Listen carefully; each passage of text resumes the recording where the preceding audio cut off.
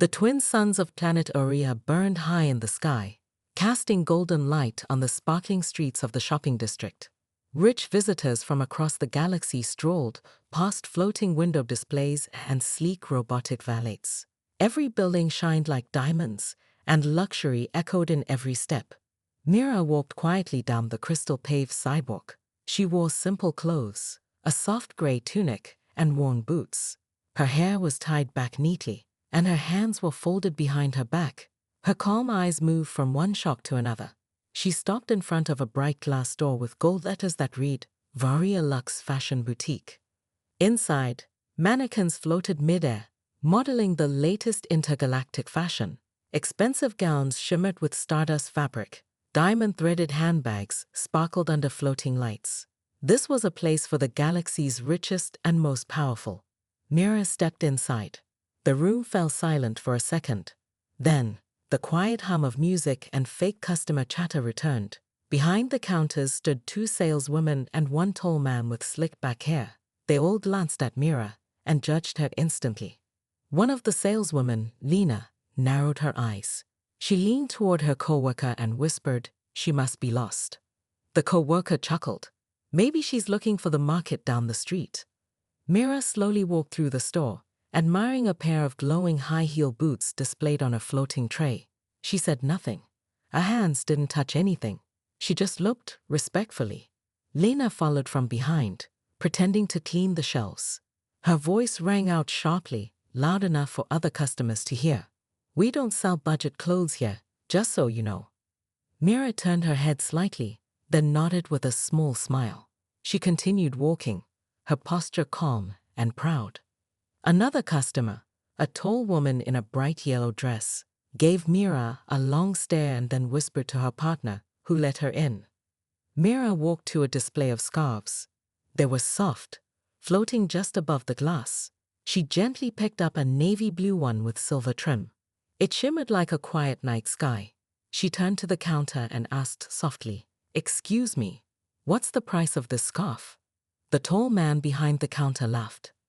"Oh honey, you can't afford that. That's part of our Celestial Elite collection." Lena laughed too. "Maybe try a street vendor outside. Their stuff is more your style." The whole boutique chuckled.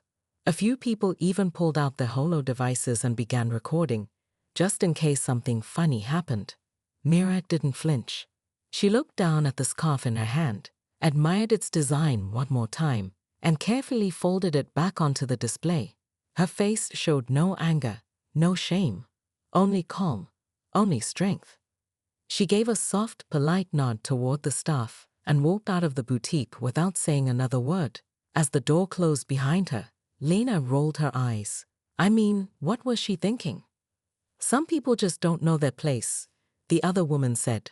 But outside, as Mira stepped into the sun, something small and strange happened. She touched the bracelet on her wrist, a thin silver band. It blinked once with a tiny blue light, barely visible to anyone. She said something very quietly in a language no one around her understood. From across the street, a man in a black uniform glanced up from his seat.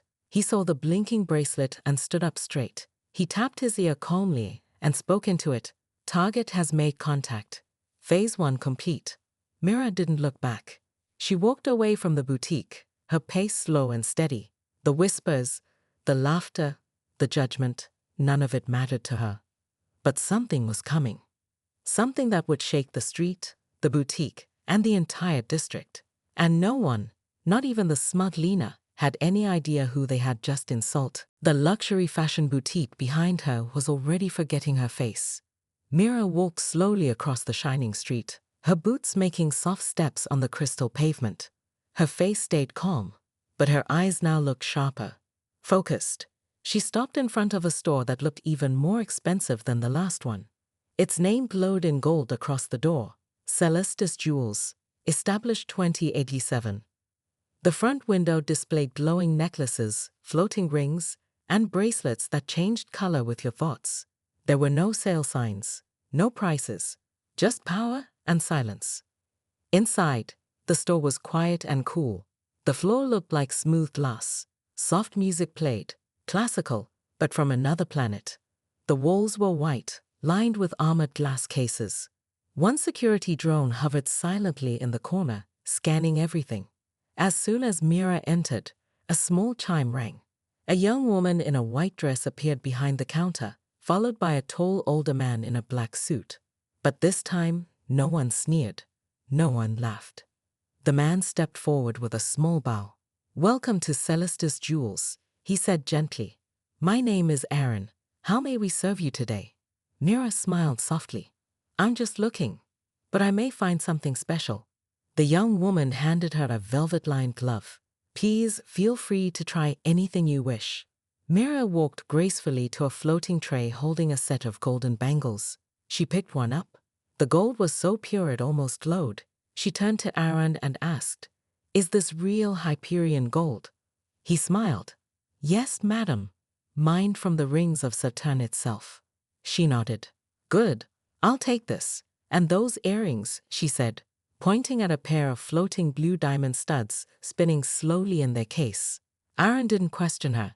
He didn't ask if she could afford it. He didn't laugh. He simply tapped something on his wrist device. "Of course. Would you like them wrapped?" "Not yet. I'm not finished." Mira moved smoothly across the store. She picked out a necklace that shimmered with every color in the spectrum. Then a bracelet that reacted to her heartbeat. Then an antique ring, said to have been worn by a queen of Mars. Aaron followed behind her, silent, respectful. Finally, she stopped in front of a diamond crown resting under a glass dome. "How much is that one?" she asked. Aaron looked at her calmly. "That crown is one of a kind. We have never put a price on it. Most guests simply take a picture." Mira's lips curled into a small smile. "Then let me be the first to buy it." The young woman beside him blinked. "Pardon?" Mira tapped her bracelet. A holographic card appeared in the air. It glowed gold with the logo of Galactic Reserve Bank, Level O clearance. Aaron froze. That type of card was only given to the most powerful people in the galaxy: rulers, CEOs, military generals, or spies. Confirming identity, the security drone spoke. A soft blue light scanned Mira's face. Then the drone blinked red once, then turned green. "Identity confirmed," it said. "Clearance level, top secret." Aaron's eyes widened. "I am sorry, madam. We didn't realize who you were." Mira gave him a calm look. "It's all right. You treated me with respect from the beginning. That's all that matters." The young assistant swallowed hard and whispered, She's not just rich. She's someone important." As Aaron carefully removed the crown from its case, wrapping it in a stasis shield, Mira turned slightly and looked across the street. Through the boutique window, she could still see Lena laughing with a customer. Mira's smile returned, but this time it wasn't soft.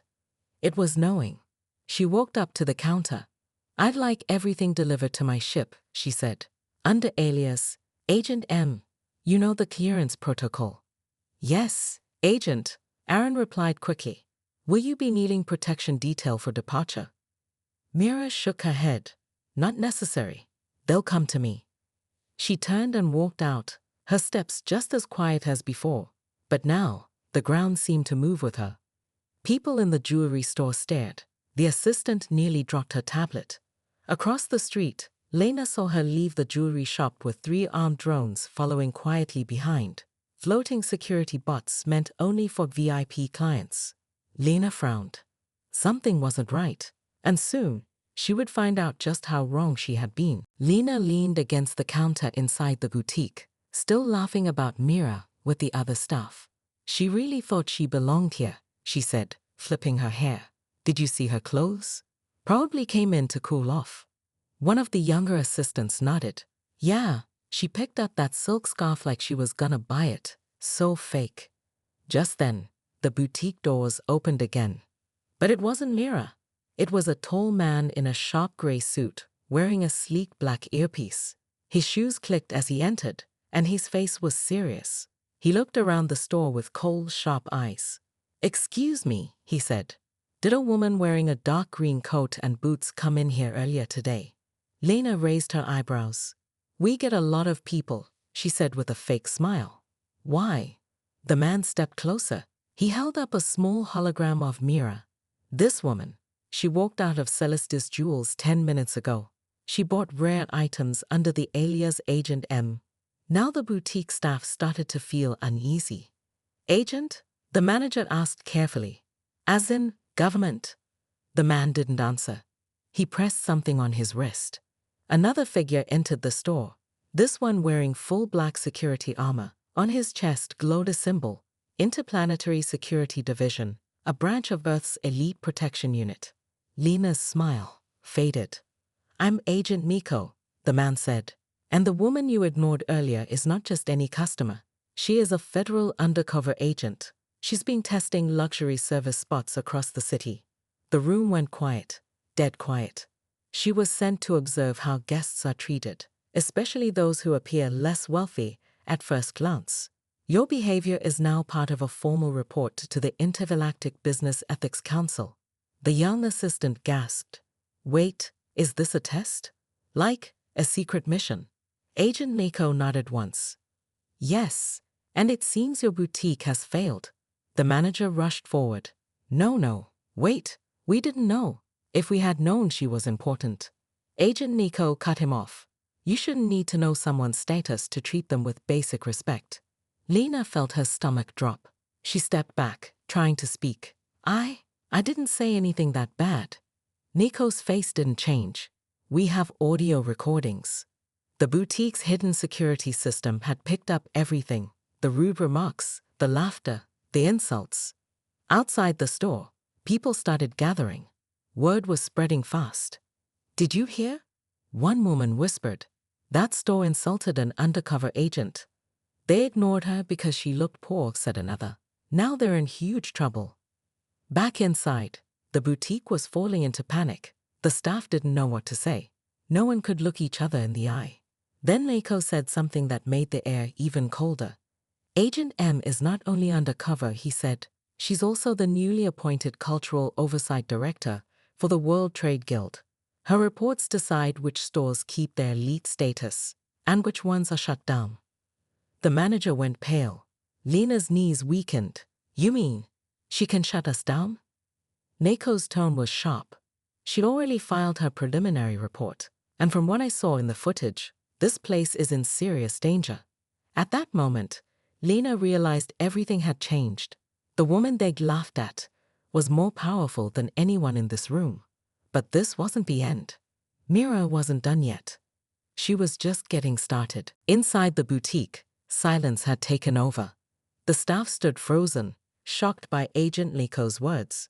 Lena's hands trembled as she reached for her phone, pretending to check a message, but deep inside, she was panicking. The manager tried to stay calm. Sir, please, can't we fix this?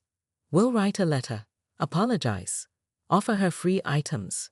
Agent Miko didn't flinch. It's too late for that.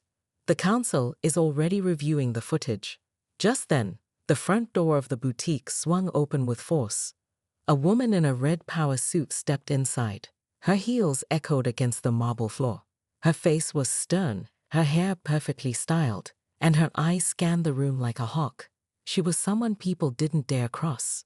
It was Madame Elara Vance, the founder and CEO of the boutique chain. Every staff member stiffened. The manager ran toward her. Ma'am, you're here already. Madame Vance raised a hand, silencing him. I just got off a call from the council, she said coldly. I was told one of my boutiques insulted a federal agent and potential trade director, and now risks full closure. She turned slowly, eyes landing on Lena. You, she said sharply. Did you speak to a black woman this morning wearing a green coat? Lena swallowed hard. Yes, but I didn't know who she was. That's not the point. Madame Vance snapped. You judged her by her appearance. You embarrassed my brand. Do you even know what that woman means to the future of our business? Lena's voice was a whisper. No, ma'am. She controls which luxury brands survive in the new market system. One bad report from her, and our entire chain can be blacklisted. Lena stepped back, eyes wide. I didn't mean to. Madame Vance didn't wait. You're suspended, effective immediately. Lena froze. What? You will leave this boutique now. Turn in your badge and device. The assistant manager looked stunned. Ma'am, please. Anyone else who laughed, mocked, or ignored that woman, Madam Vance said, turning to the whole staff, should prepare for serious consequences. The staff exchanged terrified glances. Outside, a crowd had started to gather. News had already hit the digital boards nearby. The story was trending. Undercover agent insulted in luxury boutique. CEO responds instantly. Inside, Agent Nico spoke again. She didn't ask for this drama. She came in quietly. It's you all who made it loud. Madam Vance nodded. And now I will make it right. She pulled out a sleek compad and made a call. A hologram of Agent Mira appeared in the air. Mira's face was calm, just like it had been in the store earlier. She looked straight at the boutique staff. I don't want anyone fired, she said gently. I just want to know why respect is only given to those who look rich. Lena looked down ashamed. Madam Vance spoke into the hologram. Agent Mira, I take full responsibility. I request a formal meeting. Let us prove this is not who we are. Mira didn't respond right away. She simply said, I'll consider it. But first, I have one more stop to make. The hologram ended. Agent Nico turned to leave. But before walking out, he said one last thing. She didn't come here for clothes. She came here to test hearts. Then he was gone, and the boutique was left in stunned silence. But the story was not over. Mira's next stop would change everything. Mira stepped out of the jewelry boutique, the sun shining softly on her face. People were still whispering about her, taking photos from a distance. But Mira didn't mind. She had one more stop to make, and this one was more important than any purchase. A sleek, silent car pulled up beside her. The door opened automatically. Mira stepped in, and the car sped through the city, past tall towers, neon signs, and flying drones. Inside the car, Mira opened her communicator. A voice spoke from the device. Director Mira, we've confirmed the footage from the boutique. The council awaits your next orders. Mira didn't reply right away. She looked out the window, remembering how those staff members treated her, just because of how she looked. She finally said, I don't want revenge. I want change. The voice paused. Understood. Do you still wish to continue with the mission? Mira nodded. Yes. It's time they learn why I really came here. The car stopped in front of a tall glass tower. Vance Global Headquarters, the main office for the entire boutique empire. The guards at the entrance snapped to attention when they saw her. No more giggles. No more whispers. Everyone now knew who she was. Mira walked into the building, followed by her silent security team. The automatic doors opened into a massive room filled with company executives. At the front stood Madame Elira Vance, still in her red power suit, looking both nervous and respectful. Director Mira, Elira said, Please have a seat. Mira sat at the long table. Everyone else followed. One executive tried to speak. We apologize deeply for the disrespect you faced earlier. Mira raised her hand gently. I'm not here for an apology, she said. I came with a mission. Everyone leaned forward, curious. Mira pulled out a small black cube and placed it on the table. A 3D hologram of Earth and several other planets appeared above it. I've been assigned to choose which fashion brands will represent Earth in the Galactic Trade Show, Mira said. Only 3 companies will make it. The entire galaxy will see them. Gasps echoed around the table. Madame Vance looked stunned. You're selecting us for interplanetary trade? Mira nodded. I visited in secret. I wanted to see how your staff treats customers when no one's watching. I wasn't testing your clothes. I was testing your character. Silence. Today, Mira continued, your staff failed. But your leadership didn't ignore it. That's why I'm giving you one chance. Madame Vance stood up. We won't waste it. I swear it. Mira smiled slightly.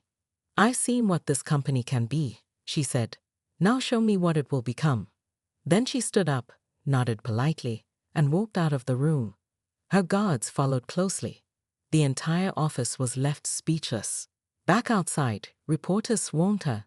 But Mira simply looked into one of the cameras and said, "Respect should never depend on how someone looks." Today, I didn't teach them a lesson. I reminded them of something they forgot. The video went viral in minutes. The boutique staff, who once laughed, now watched in silence. But Mira wasn't done just yet. She had one final surprise left, and it would shock the entire city. The next morning, the luxury shopping district was buzzing louder than ever. News networks showed clips of Mira's visit on every screen. People everywhere now knew the calm, quiet black woman who was ignored at a fashion boutique was not just a powerful government official.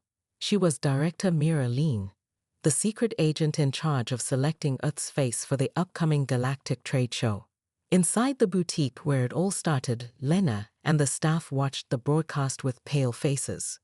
"We messed up," one whispered. Lena looked at the scarf Mira had touched, the same one she laughed at. Now, it sat under glass, marked as the director's scarf. But it was too late to fix what had been done. Meanwhile, across the street, the jewelry boutique prepared for something big. The doors were closed early, and a red carpet was rolled out. A huge banner appeared above the entrance. "Grand Opening. AEM Galactic Fashion." Yes. Mira had bought the entire boutique, but she didn't stop there. A second banner rolled down beside it. "Hiring staff based on heart, not looks. Apply today." Crowds gathered as Mira stepped onto the red carpet, wearing a stunning custom outfit designed with the same scarf she once held. A reporter asked her, "Director Mira, why open your own brand?" She smiled. "Because millions of people are judged before they speak. I wanted to build a place where no one is ignored." The crowd cheered. Back inside Vance Global headquarters, Madame Elara stood before her board. "Our reputation is broken," one man said. Elara replied, "Not if we fix it. I've learned something from Mira. We forgot the people. We forgot kindness." She paused. "From now on, all staff will be retrained, and Lena and her team are no longer part of this company." Later that week, a young girl from a faraway colony landed in the city. She was nervous, wearing simple clothes, just like Mira once had. She walked into lean galactic fashion. A smiling greeter walked up to her and said warmly, "Welcome. How can we help you today?" The girl smiled back, surprised. Mira, standing quietly in the background, watched and nodded. That was her final surprise. She didn't just come for justice. She came to start something bigger. She came to change how people are treated forever, and she succeeded.